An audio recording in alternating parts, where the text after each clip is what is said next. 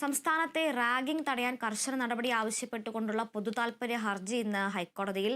ചട്ടങ്ങൾ പരിഷ്കരിക്കുന്നതിന്റെ സമിതി രൂപീകരണത്തിന്റെ വിവരങ്ങൾ സർക്കാർ ഇന്ന് കോടതിയെ അറിയിച്ചേക്കും. വിവരങ്ങളുമായി കൊച്ചിയിൽ നിന്നും വിജിത KP ഉണ്ട്.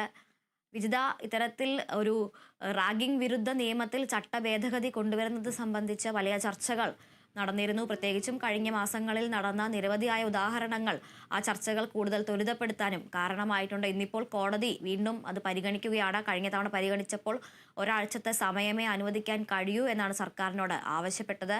എപ്പോഴാണ് കേസ് പരിഗണിക്കുക? എന്തെല്ലാമാണ് കൂടുതൽ വിശദാംശങ്ങൾ? അതില്ല, സൂചിപ്പിച്ചതുപോലെ തന്നെ റാഗിംഗ് തടയാൻ കർശന നടപടി ആവശ്യപ്പെട്ടുകൊണ്ട് പൊതു താൽപര്യ ഹർജിയാണ് ഇന്ന് ഹൈക്കോടതി പരിഗണിക്കുന്നത്. ഇങ്ങനെയൊരു ഹർജിയുമായി കോടതിയെ സമീപിച്ചിട്ടുള്ളത് ലീഗൽ സർവീസ് അതോറിറ്റിയാണ്.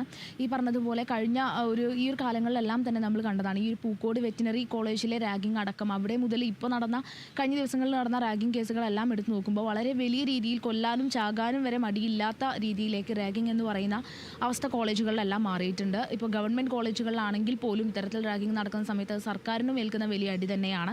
എന്തായാലും ഇതെല്ലാം പരിഗണിച്ചുകൊണ്ടാണ് ഇത്തരത്തിൽ റാഗിംഗ് എന്ന് പറയുന്ന കാര്യം സമൂഹത്തെ വളരെ മോശമായിട്ട് ബാധിക്കുന്നുണ്ട്, അല്ലെങ്കിൽ കുട്ടികളെ മാനസികമായിട്ട് വലിയ രീതിയിലുള്ള സമ്മർദ്ദങ്ങളിലേക്കും ആത്മഹത്യയിലേക്ക് വരെ തള്ളിവിടുന്ന ആ കാര്യങ്ങളെല്ലാം കഴിഞ്ഞ ഈ ഒരു ദിവസത്തിനുള്ളിൽ തന്നെ കണ്ടതാണ്.